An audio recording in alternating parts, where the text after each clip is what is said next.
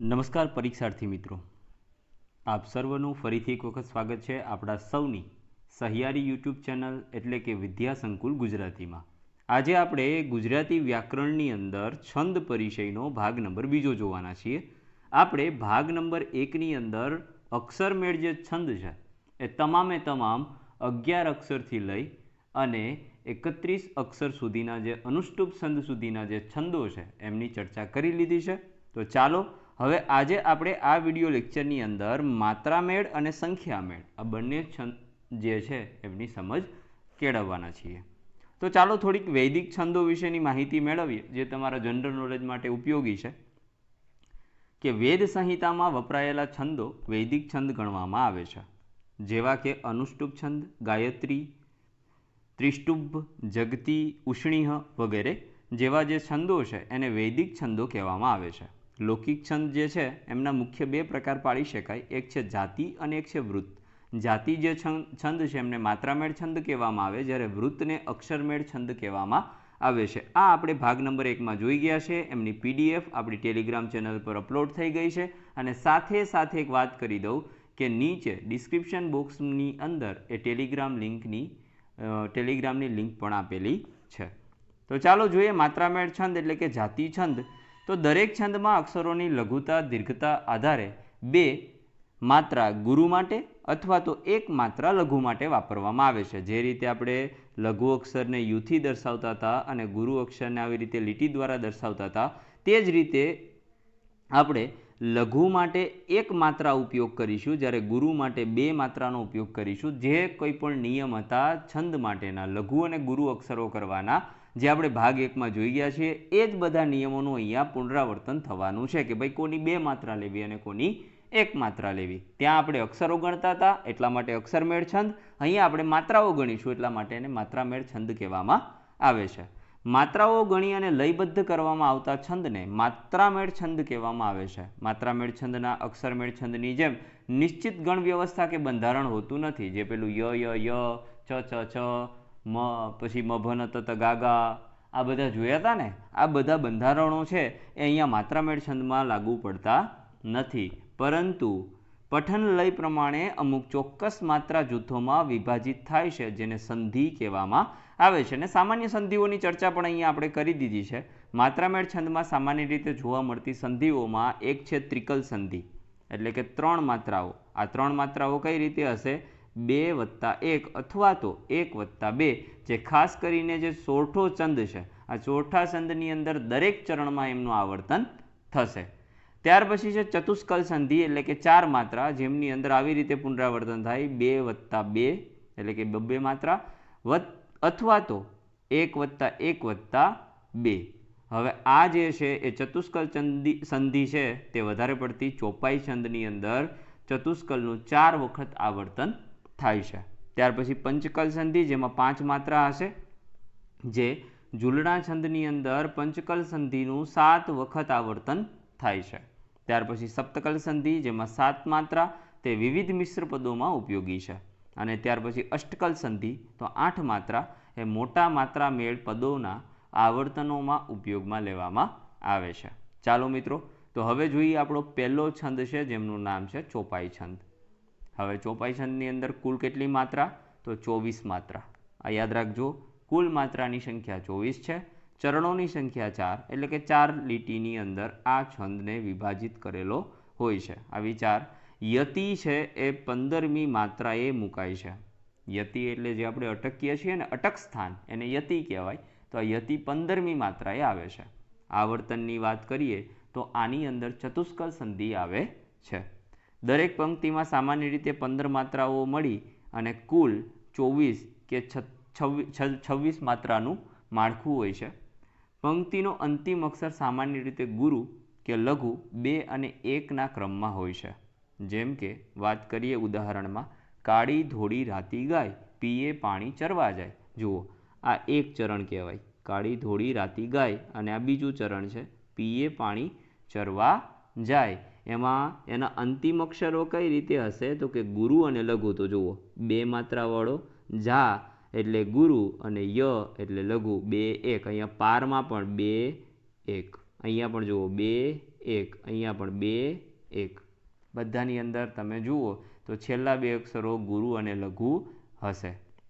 અને ટોટલ જો તમારે ગણવા હોય તો તમને 24 કે 26 માત્રાઓ મળશે. તો આ ઉદાહરણ યાદ રાખશું. કાળી ધોળી રાતી ગાય, પીએ પાણી ચરવા જાય, ચાર પગને આંચળ ચાર, વાછડા પર હેત અપાર. તો આ થઈ ગઈ આપણી ચોપાઈ છંદ.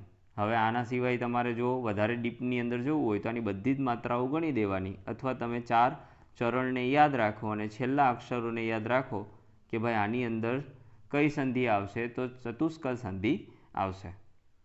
બીજું ઉદાહરણ છે પાને પાને પોઢી રાત, તળાવ જંપ્યું કહેતા વાત. તો આમાં જો રાત અને વાત 2 અને 1, અહીંયા પણ વાત એટલે 2 અને 1. આ ઉદાહરણ નંબર બીજું છે. ત્યાર પછી જુઓ દોહરો છંદ છે આપણો બીજા નંબરનો છંદ, જેને આપણે દુહા પણ કહીએ છીએ. કુલ માત્રાઓની સંખ્યા એમાં પણ 24, ચરણ 4 અને ચરણ બંધારણ થશે 13 વત્તા 11. પહેલામાં 13 અને બીજામાં 11, આવી રીતે બંધારણ થશે. કુલ ચરણમાં પ્રથમ ચરણમાં 13 માત્રા અને દ્વિતીય ચરણમાં 11 માત્રા, એમ કુલ મળી અને 24 માત્રા થાય. અને ચરણના અંતે લઘુ ગુરુ આવે. જો ઓલામાં શું હતું? ગુરુ અને લઘુ. શું હતું? ગુરુ અને લઘુ હતું. આની અંદર લઘુ ગુરુ આવશે. કે વિશિષ્ટ લય જોવા અને વિશિષ્ટ પ્રકારનો લય જોવા મળે છે. જુઓ અહીંયા ભ એટલે એક માત્રા, અણ એટલે એક માત્રા અને તા મતલબ 2 માત્રા. પંડિત પંડિત અહીંયા થડકાર ઉત્પન્ન થાય છે એટલે 2. હવે હસવાય છે એટલે 1 માત્રા. ત્યાર પછી ત માથે 1 માત્રા, ની એટલે હસવાય 1 માત્રા, 1 માત્રા અને 2 માત્રા. એવી જ રીતના ગણો તો કેટલી થાય? 1 2 3 4, 1 2 4 ને 2 6 7 8 9 10 11 12. અને અહીંયા જુઓ અહીંયા 2 થશે, કેમ કે પ ને પાછળનો જે છે એ કેવો થઈ જશે?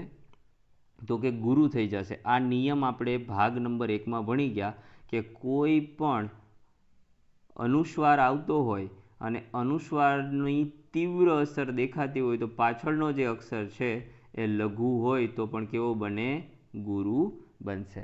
તો અહીંયા આપણે ગુરુ બને છે, મતલબ પહેલા ચરણમાં 13 માત્રા થઈ જાય અને એના પછીનું જે ચરણ છે એ કેટલા માત્રાનું થશે? તો 11 માત્રાનું થાય. જોવું હોય તો જોઈ લઈએ. 1 1 2 1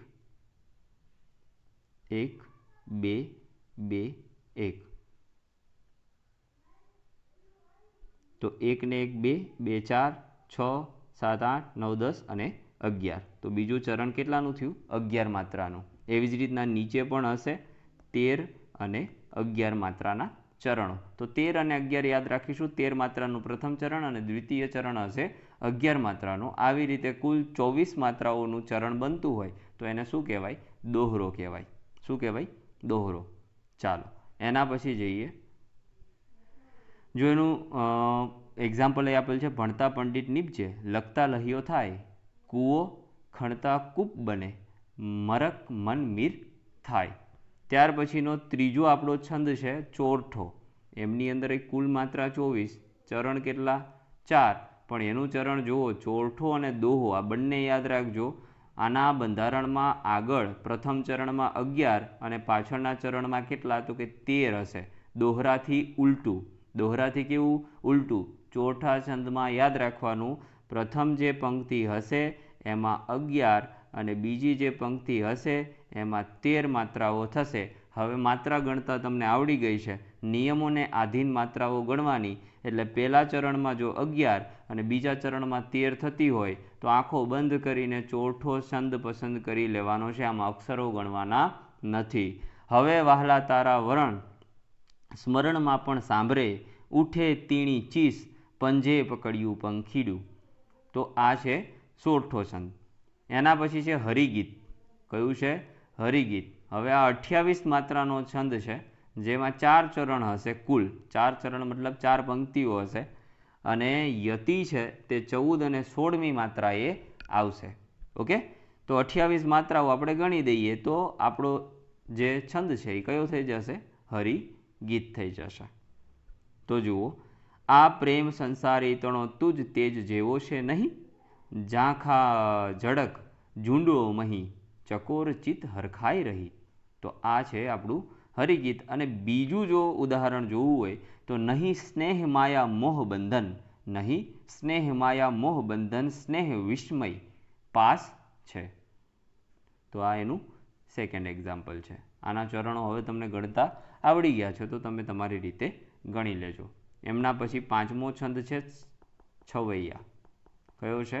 છવૈયા. કુલ માત્રા 31 કે 32. અક્ષરોની વાત નથી, માત્રાની વાત છે. 31 કે 32. એમાં પણ 4 ચરણ.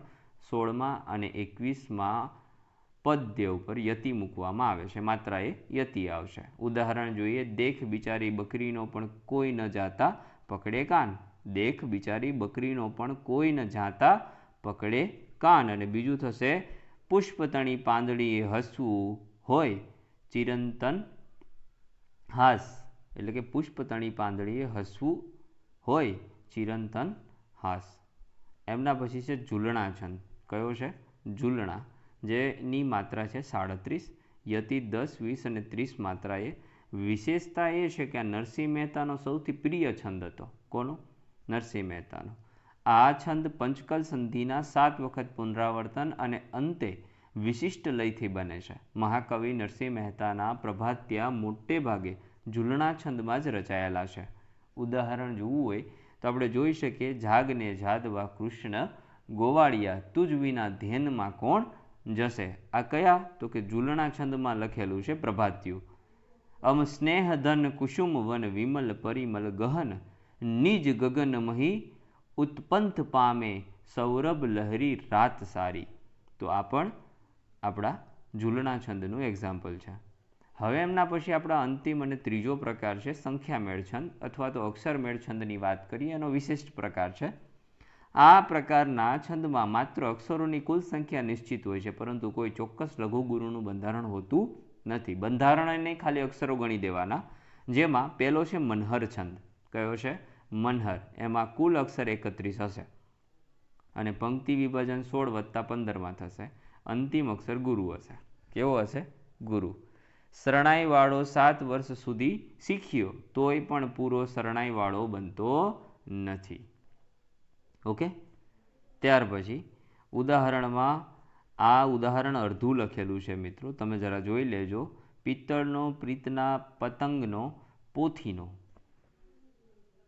અને એના પછી બીજો છે ધનાક્ષરી છંદ. તો એમની અંદર પણ કુલ કેટલા? તો 32 અક્ષરો. આમની અંદર 31 હતા મનહરમાં. આ ધનાક્ષરીની અંદર 32 અક્ષરો હશે અને પંક્તિ વિભાજન 16-16નું થશે. કેવું થશે? 16નું. જો આ 16 અક્ષરની પંક્તિ અને પછી કેટલા અક્ષરની પંક્તિ હશે? અહીંયા 15 અક્ષરની. 16 અને 15 અક્ષરની પંક્તિઓ. જો ગણવા હોય તો ગણો. 1, 2, 3, 4, 5, 6, 7, 8, 9, 10, 11, 12, 13, 14 ને 15. ત્યાર પછી આ બીજું પણ ગણો તો 16 અક્ષરનો 16 અક્ષર અને 15 અક્ષર આવી રીતે પંક્તિઓ હશે ને અહીંયા 16-16ની બે પંક્તિઓ હશે. કેટલી હશે? અને અંતિમ અક્ષર લઘુ હશે. અહીંયા અંતિમ અક્ષર કેવો હશે? તો ગુરુ. કેવો હશે? ગુરુ હશે. જ્યારે અહીંયા અંતિમ અક્ષર લઘુ હશે અને 16-16ની પંક્તિઓ હશે.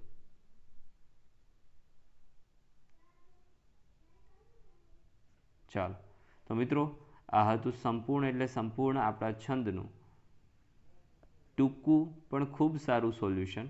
ફરી મળીશું નેક્સ્ટ વિડીયો લેક્ચરમાં આવા જ એક સોલ્યુશન સાથે. ત્યાં સુધી આવજો. જય હિન્દ, જય ભારત.